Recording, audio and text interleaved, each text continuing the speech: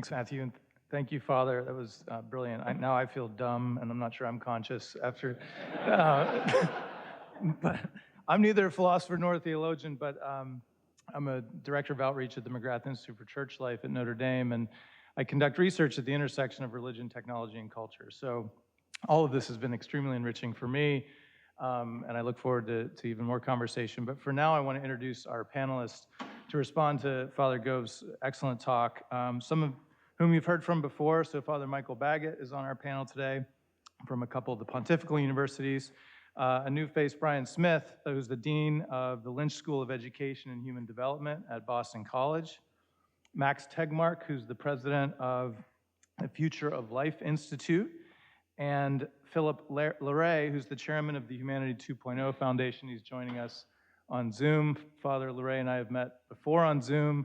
I thought I was going to meet him in person here. I won't take this personally that you're still on Zoom, but we're going to talk about why does the church need philosophers and theologians. I'm glad the question is not do we need philosophers and theologians, but why. But I do want to point out, and I know this is not intentional by the committee to organize the itinerary, but isn't it telling that this question comes at the end, right? Or at the end of the day one, that we ask the philosophical, ethical questions. And it seems like this is sort of a parable for how things tend to go with technology, which is we race ahead and then we say, uh-oh, what do we do now? And we sort of do this philosophical reflection. So I was very encouraged to see this sort of pre-artificial consciousness mentality that Father's bringing to this. But I'd like to ask our panel perhaps to start to react to this. There's a lot in this idea of artificial consciousness, but to be free to react also to the discussions earlier about AI and what the ethical concerns are. How do we guide folks in the church on this in terms that they can understand? And maybe we can start with Max Tegmark. I think he has a slide he wanted to show too, so maybe we could pull that up if that's relevant. Before the slide, having worked as a professor at MIT for many years doing AI research has made me very humble about how hard it is to predict things. I think the key reason why these crucial moral questions have come as an afterthought is because so many of us were wrong in thinking we had much more time. Alan Turing warned in 1951 that if we ever built machines way smarter than us, basically a new species, we would lose control over them. And we figured we would have decades and decades. My AI colleagues, mostly 6 years ago, still thought we had maybe 30, 40 years until anything as good as ChatGPT-4. But we didn't have all that time. We have to face it now. And as I mentioned before lunch, I think this makes it incredibly important what you are all part of here today, discussing how the Catholic Church can provide moral leadership for how we are going to use this technology. Einstein said that science without religion is blind. Science doesn't tell us, should we do it this way or that way? We need more leadership for that. And on that note, could we just super quickly play that video? Which is, of course, a deep fake. Tech companies, driven by profit, are trying to build artificial general intelligence, which they claim will be a digital god. Let's avoid all AI regulation so that they can do this as fast as possible. God is great, so two gods will be even greater. We should not be in any doubt. Super intelligent AI will be better and wiser than humans, so they should replace us. They can rule the planet if they like. It's not like God made us stewards or made us in his image. We will be irrelevant, no longer in control, and that is fine.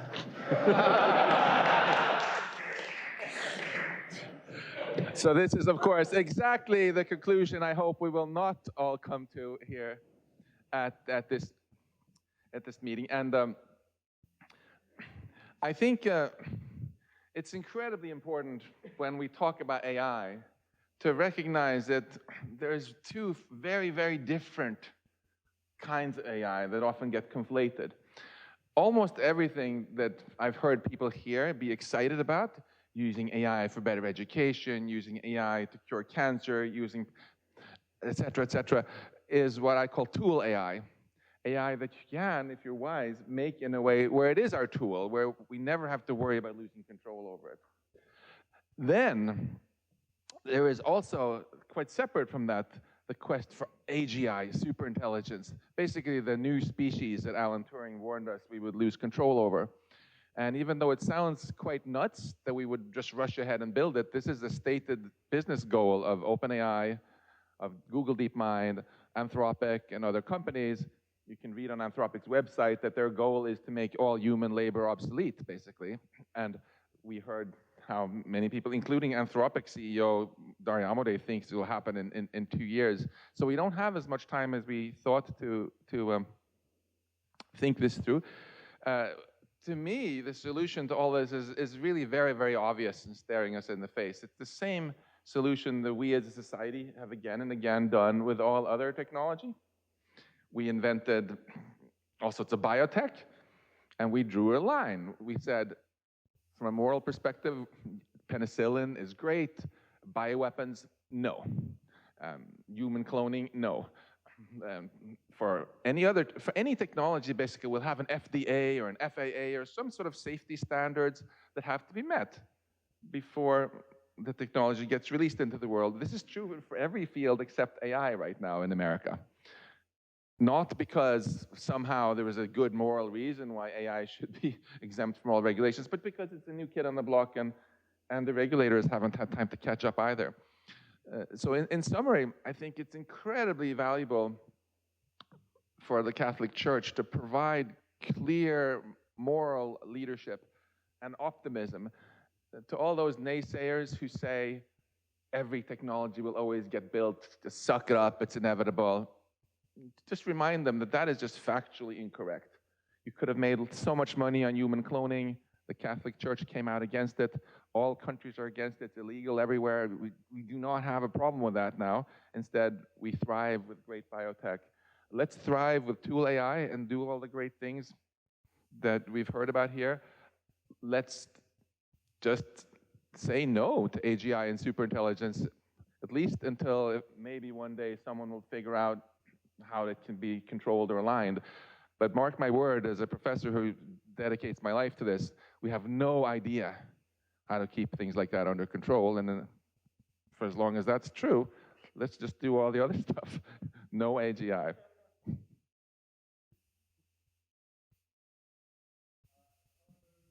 Father Leray, whose excellent book, Artificial Humanity, is a great primer on this. He approaches this from an Aristotelian Thomistic perspective.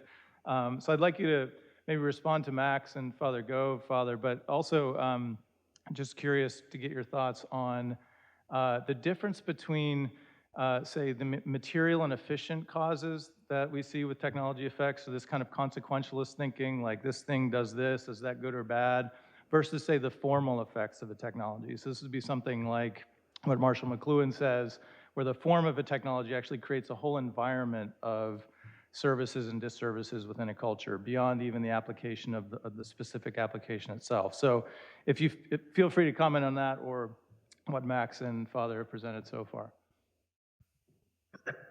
Well, I was looking forward to meeting you in person too, Brett, but I couldn't make it over this time. I'm so happy that Father David and Matthew were able to organize this these days of reflection. I think it is vitally important. I do say, and it's good to see Max again also, although in a different zone. The book talks about framing the issues around artificial intelligence through the context of Aristotelian Thomistic philosophy. And Father Jean also mentioned that in his talk about consciousness. And I found myself in agreement with everything that he said, especially two issues. Number one, and, and David Chalmers mentions this, we do not have an adequate scientific explanation of consciousness. What is, and David says, what is conscious and why it arises? So these are two important issues. David Chalmers has his own theory about what consciousness is and what it would be in a robot or an AI, but it's a philosophical understanding. It's not a scientific one. So he says, and I agree with him on this, it's useless for us to ask what consciousness in a machine would be if we still don't really know what consciousness in a human being is. He goes on to explain what he calls non-reductive dualism, which is his explanation from a philosophical point of view. And I also agree with that to some extent. The second thing he mentions is the hard problem. The hard problem of consciousness is non-irrelevant. So that there's some issues about consciousness which are somewhat irrelevant. Father Jean spoke about panpsychism, which is that everything is conscious. Well, that's ridiculous. And Chalmers there was a time when he accepted that theory, but no longer. When someone is asleep or in a coma, that person is unconscious. So we easily can tell the difference between unconscious and conscious behavior. But from the what really is consciousness, and especially a self-awareness, that is very difficult, and we still don't know. It is vitally important to have a context in which to speak about these issues. And Max knows this very well. We don't speak the same language with the software engineers or even the CEOs of tech companies. And so it's great to learn that Father Jean is interested in a glossary. I completely agree that that's necessary. Until we speak the same language, until we all know what we're talking about, there's going to be no dialogue. And that is, to Matthew's point, why we need people in the Catholic Church to understand these issues. The richness of the Catholic tradition can address these issues very, very well. And I have found that in my experience also. But we need to translate that into the language that people talk today. And that is why it's vitally important. I come from a philosophical background. Others come from a theological background. It's vitally important that we get more and more people trained to speak to these issues. And that is not easy. Like Max said, he's spent his whole life thinking about these. I teach philosophy of knowledge, and so for over 30 years, I've been addressing these kinds of issues. And you can't just make this stuff up. You really have to study. So please help us. And I know that Matthew is an evangelist for this, and also Cardinal Turkson is personally involved. So let's try to get more people that can address these issues from the Catholic perspective. It really works if we know how to take the richness of the tradition and translate it into vocabulary that they can understand today. Thank you, Father. Let me ask Brian Smith, who's the Dean of Education and Human Development School at Boston College, what you're thinking about as you hear this. Thank you. Hi, everyone. It's a pleasure to be here. What am I thinking about? I'm thinking about that since I've been here just in this short time today, that it seems that everybody knows Father Philip. That's my first, that was the first thing I kind of figured out. Hello, Father Philip, sorry that you can't be here. The second thing is just, this is a hard one to talk, you guys are a tough act to follow.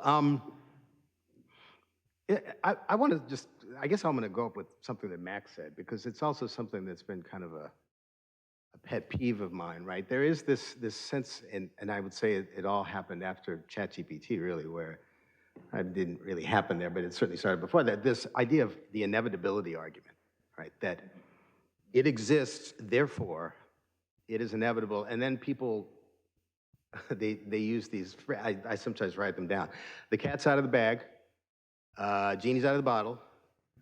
Let's see, I don't know. There's all of these, obviously it's a game changer. I might get in trouble now, but there's all of this sort of language that is very much, it is here, therefore it will happen. And as opposed to thinking, and I know that certainly for a long time, I'm actually not the dean of the School of Education and Human Development. I just work there. No, I'm the Associate Dean of Research in the School of Education and Human Development. I also have an appointment in the Department of Computer Science. And so I've worked in AI for, oh boy, it's been a while. Let's say it's been a while. In fact, you mentioned John Searle, and you said that that's an old argument. I was like, hey, I studied Searle when I was in grad school. But, and in fact, we used to study those things when I was in school. We actually did read Searle. We read Dennett. We read a lot of philosophy as we were building artificial intelligence systems. And I think part of the reasoning for that was, there's, as Max, as you said, there's kind of the tool side of things, right? I started out in AI building more like engineering systems, expert systems, if anyone's familiar with that term, for spacecraft. That was the first thing that I worked on when I was an undergraduate student, in fact. And so I very much, when I went to grad school, I thought when we started to read things like Searle, I was like, why are we reading this? This has nothing to do with computer science. I don't understand. Why is this about AI? And I eventually came to realize that sort of at least that school of thought that I was in at that time in terms of artificial intelligence treated it much more as a sort of science of mind. It was an applied science of mind in the sense that what we were trying to do was, can you learn by trying to simulate something about human intelligence? Can you, in fact, learn more about what it means to be uniquely human? And that was part of why we actually had to turn to things like, but the only way you're going to know that is you have to move away from computer science. You have to think about cognitive science. You have to think about philosophy. You have to think about neuroscience. All of these different disciplines and points of view that sort of that lead to us thinking like, what does it mean to be uniquely human?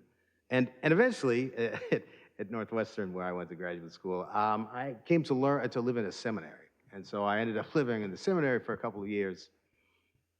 I'm not a priest or anything like that. It just had, look, they had some pretty cheap rooms, okay? So I ended up in a seminary where I ended up meeting some wonderful people who taught me much more about sort of views coming from the perspectives that come from religion, right? And so looking at those things, right, I learned a lot about who knows what it means to be uniquely human, right? And the church certainly knows has millennia of understanding.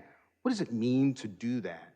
And so I think those perspectives, again, I think this is going to be the theme, is how do we bring those perspectives into modern day technological development so that we can avoid saying, we can build it because we can, or that it's inevitable because, but that we can actually take those steps back and decide how do we work together to sort of do productive development and not to sort of push AGI because we can.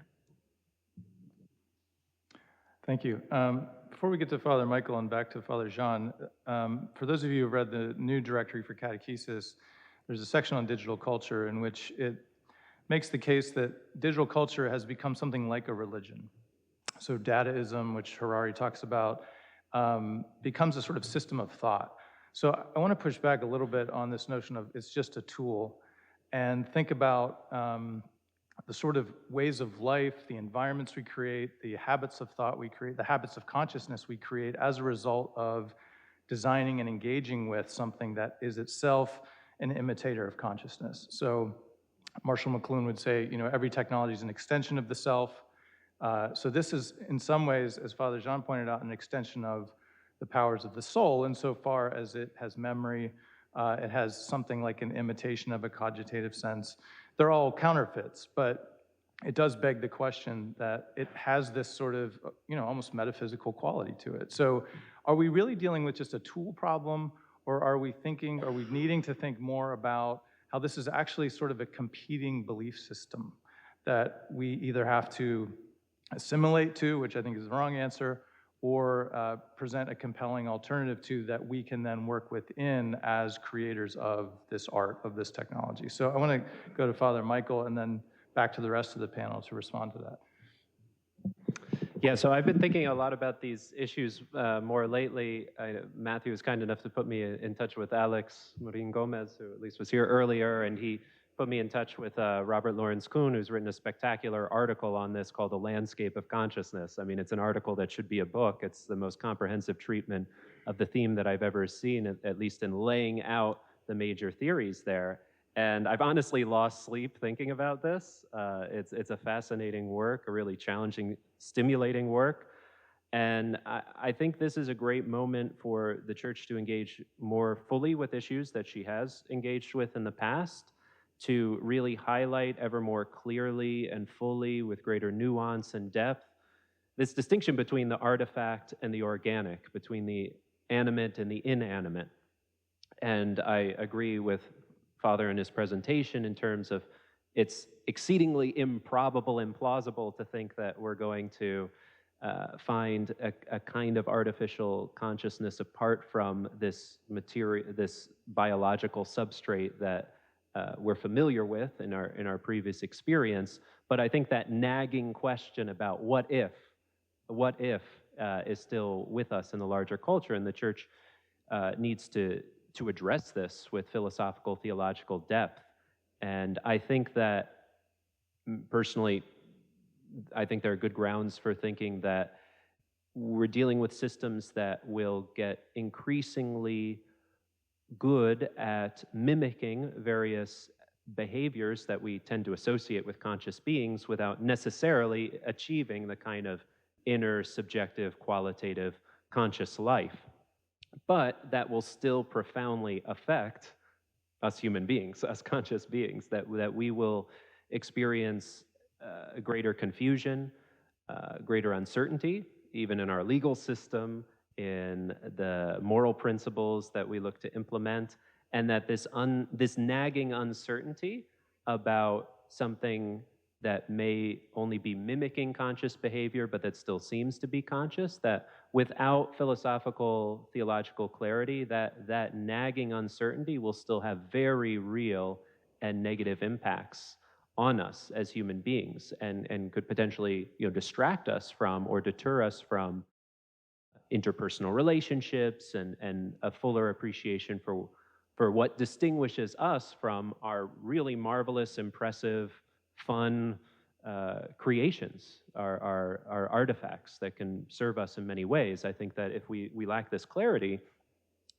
this nagging doubt will be very detrimental to us. And so I personally found this Landscape of Consciousness article so stimulating, but also humbling to see so many intelligent people, brilliant people, who have struggled with this mystery and with a deeper understanding of human consciousness, and some of whom have, after 30, 40, 50 years, just kind of thrown their hands up in the air and says, I don't know. And I think that, as Father Philip Beret has alluded to, the Aristotelian Thomistic tradition, this appreciation for hylomorphism, can really inform the dialogue, because I think that often in philosophy of mind, we find ourselves in this unfortunate false dichotomy between a broadly physicalist approach and a broadly substance dualist approach. And the hylomorphic theory view, properly updated, represented in dialogue with all the latest neurophysiological findings, I think that hylomorphic view is the most promising in bringing together the different truths about our animality and our immateriality, our spirituality. And I think that's the most promising path to capture these different dimensions of who we are. Add to that, which I fully agree with. I think it's crucial to not conflate is with ought. So you were asking if AI is a tool. What I was saying is AI ought to be only a tool for now. I think if humanity ever builds anything which is clearly not a tool, We should only do it after, as we heard, very carefully thinking the consequences through first. Can we control it? Is it morally right? It ought to be only a tool. For some systems, so is it a tool now? Well, a pocket calculator is clearly a tool. You can control it. No reason to think it's conscious. On the other hand, there was a news story today about this cult-based crypto meme coin, which was created by just two AIs talking to each other with no human intervention, and they made almost $1 million on it so far. No human is involved. You can debate whether or not that's a tool, and if so, in service of whom. We haven't lost control over that, because if the authorities wanted, they could presumably shut it down. But I was at a conference recently where a leading entrepreneur said he wanted to build 3 billion humanoid robots that were much smarter than all humans. I can't say who it was, because it was Chatham House rules. I'll just tell you it was not Elon Musk, in case you're wondering. And he wanted these robots to be way smarter than any people. Presumably, he wanted them to be a tool for him, to be the richest and most powerful man on earth.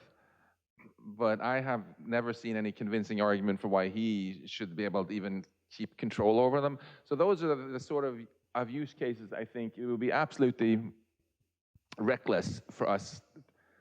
We have to go ahead and build before we have really thought this through. We have a responsibility to be stewards of life on this planet, and not to just risk completely losing control over it by building something which is very obviously not a tool.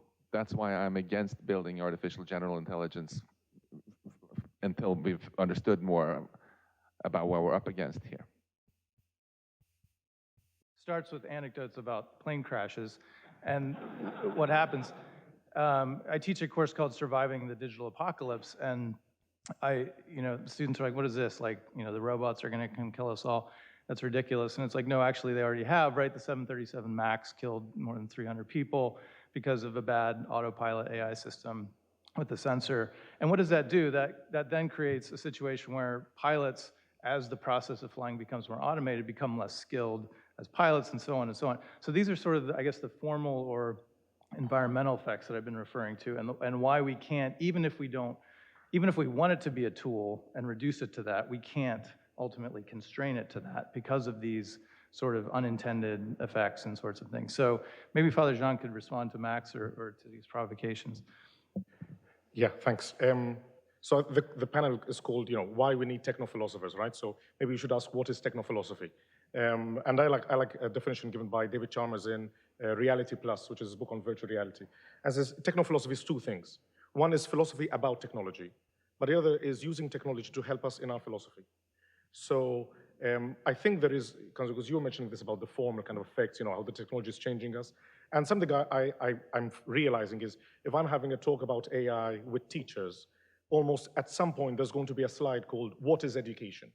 If we're going to have a talk about AI in the workplace, there's going to be a slide on what is work.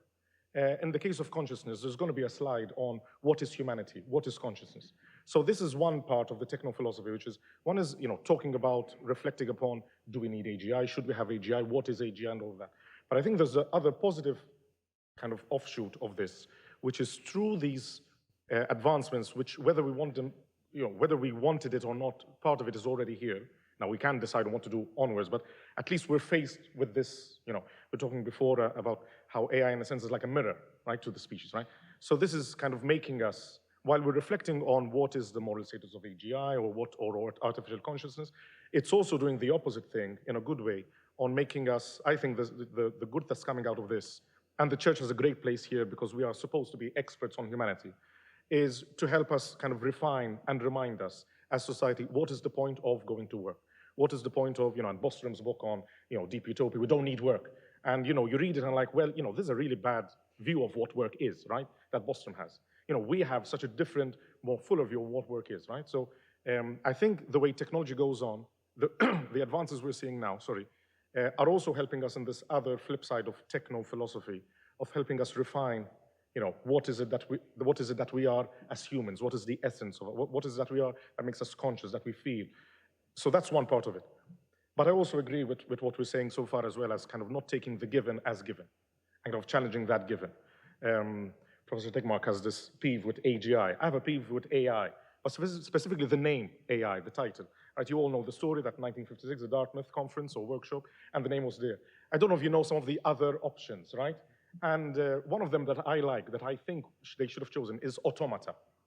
Because when we say artificial intelligence, you're kind of primed, right? There's almost like an implicit given, artificial intelligence as opposed to my intelligence. Whereas automata has more of a ring, kind of like a zombie, a philosophical zombie, right? So even when I think even in certain givens that were given as, this is the way it is, the horse is bolted or the genie is out of the bottle, all these things that we're mentioning. I think one of the things, that we should do is to question the given, to question the premises that we're given on, well, what do we do now? Well, why is it that we're here, right? So I think part of the role of this techno-philosophy, both in questioning the philosophy itself, but the technology itself, but in also using the technology to help us question and refine other things that are non-technological, very crudely, right? So work, education, meaning of life, meaning of family, meaning of relationships, meaning of healthcare, right? What is the point of healthcare? Just to be healed, or is there a more deeper process in the doctor-patient relationship? So I think it's good in this sense, in a pedagogical, philosophical, refining, understanding more about ourselves, but also we should, in the process, question the given, right? And question the frameworks that we're being given as, this is the way it is, and is it the way it is, right? Is there a different way of approaching the problem, of resolving it, of finding ways of approaching it in a fresher way, in not necessarily a hopeless way, but a more hopeful way? Thank you. Let me ask, since we have about 13 minutes, so everyone on this panel teaches, and I think one of the charges of this panel is to figure out how we share this with other people, either students or the church at large. And so at the risk of using another airplane analogy, maybe if we can take this kind of 30,000-foot view of things and sort of land this in the practice of teaching and pedagogy, creating that slide to have that discussion. I'm wondering if you all have approaches that you bring. You mentioned policies, protocols, different ways of kind of sharing these ideas with an audience. One of the approaches I've taken is really returning to the liberal arts, to the trivium, to literature, to poetry, to music, to really ground our human students in these human arts, so that when they encounter these sort of advanced technologies and arts, they bring that sensibility with them. So I think there's a risk of becoming a little too, myopic or didactic and saying, well, this is the technology and we should use it this way or that way, without grounding them in the broader tradition, not just the ethical tradition, but the aesthetic tradition and the spiritual tradition and so on. So I'm wondering if you all have come up with these kinds of approaches, not that kind, but other kinds that have worked well with students or in your own research and writing.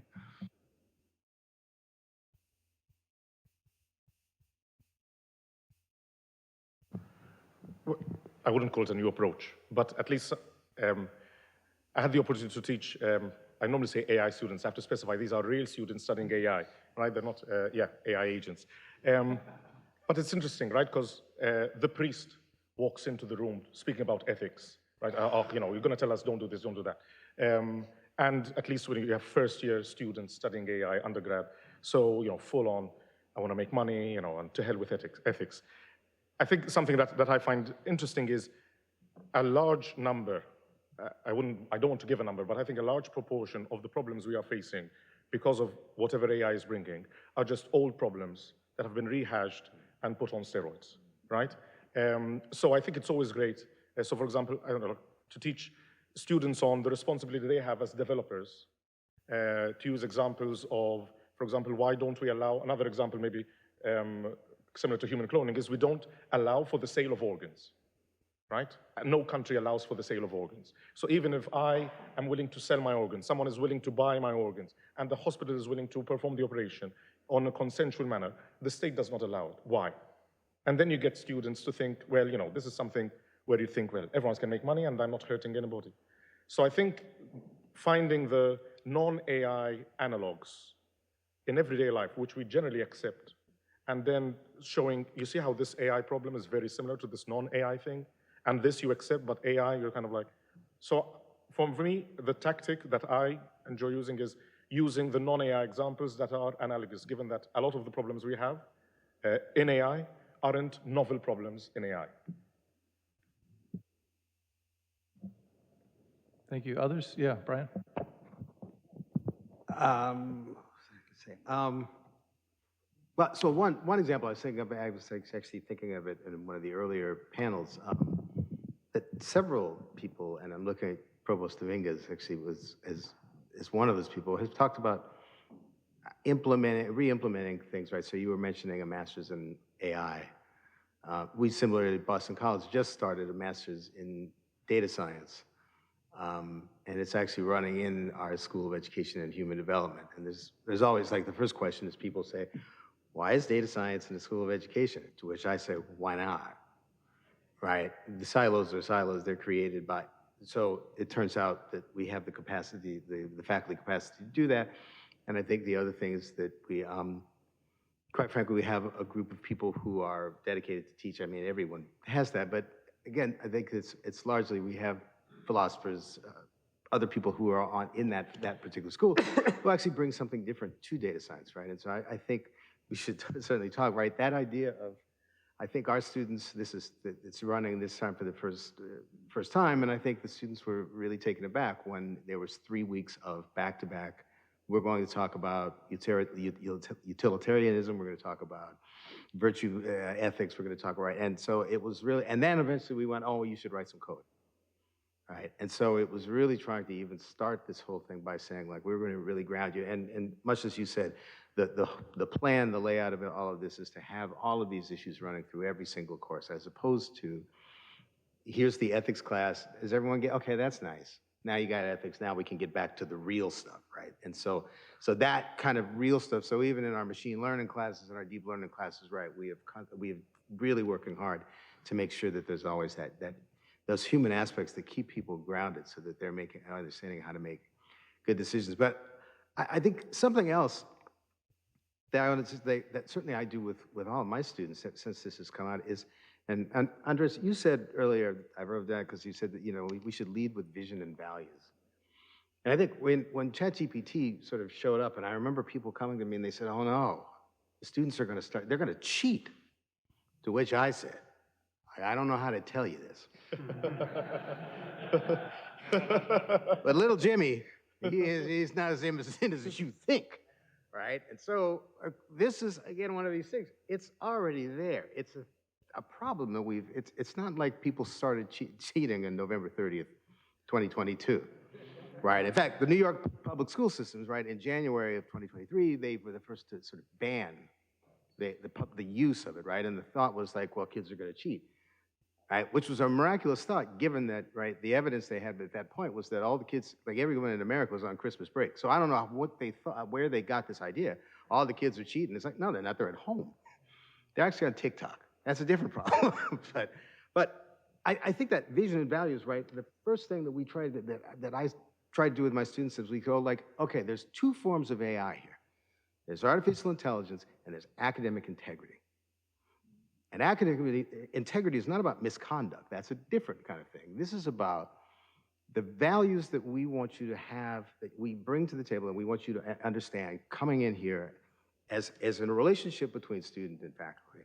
And we've really sort of tried to set those expectations, really come back to that to say, first of all, before we do, because you're going to use it. So that's fair enough. We don't care about that. But let's actually make sure that we're very explicit about the values that we're bringing to the table. And we want to talk about that and make sure that those things come first. Some of you are going to still cheat, but for the most part, we think, you know, hey, that way we can actually, and really trying to reinforce those things to say, these are the things that we care about, and these are the ways we want you to live as people, and we hopefully that you will respect those values. And so that's certainly one of the things we've tried to do a lot. I'm sure that others at universities and K-12 have been doing the same. Fred, can I chime in? I was just going to say, could you come in? Yeah, go ahead. Well, you need to know that Brian's daughter goes to Boston College, so he has a stake in this. Oh, I told her. I said, look.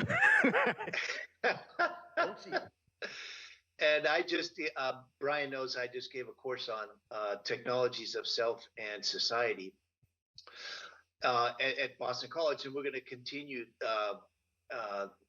those reflections. There's a lot of interest now at BC, and we're going to invite Max over to talk about machine learning also. But last week, Kyle and I were in Portland together for a conference on AI, and there was a great slide by Irina from the Makula Center of Ethics at Santa Clara University, and she said some professors ban ChatGPT, other professors require it. And I thought, isn't that fascinating? We're on both. We have both perspectives. At Boston College, we're not, there's no consensus, and Brian knows this very well. There's no consensus about, should we let the students use this, or yesterday I spoke with the associate dean of philosophy, and he says he has them write a paper, he corrects the paper, gives it back, and say, if you want to use ChatGPT, you can.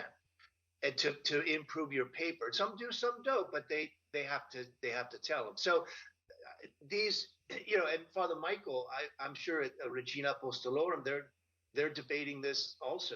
Should we let our students use it? So there has to be, there's a lot of interest on the university level to talk about this stuff and to get students aware about the different issues. And finally, I just.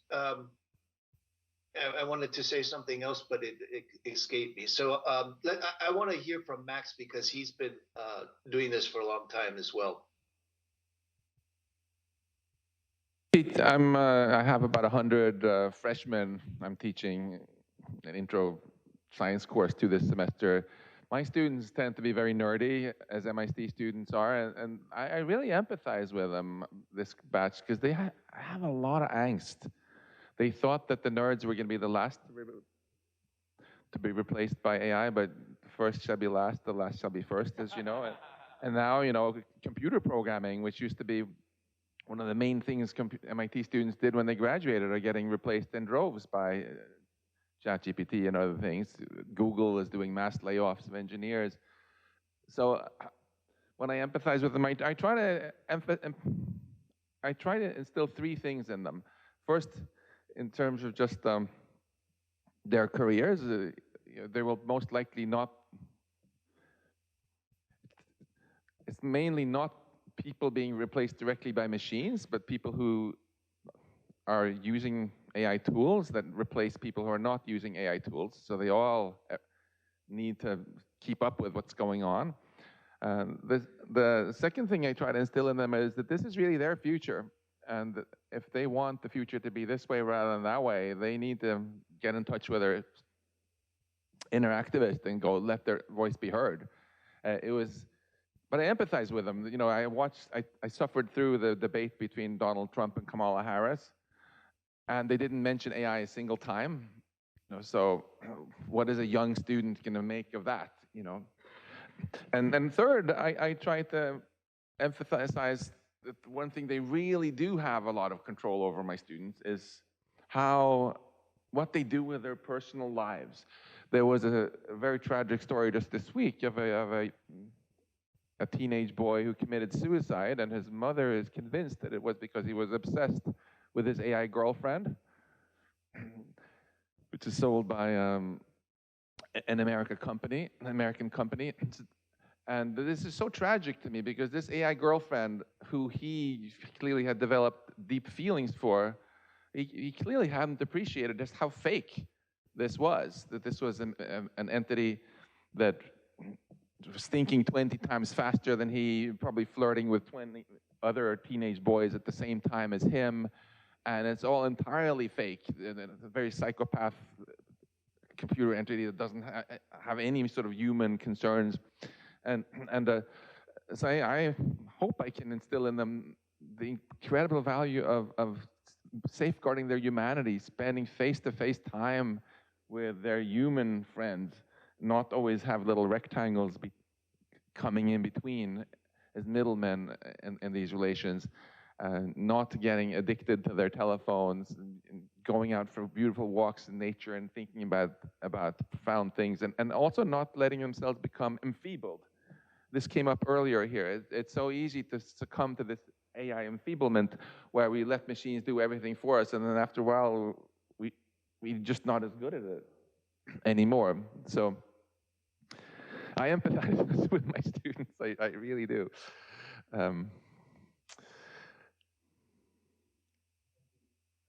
And we're just about at time. So on that note, please join me in thanking this wonderful panel.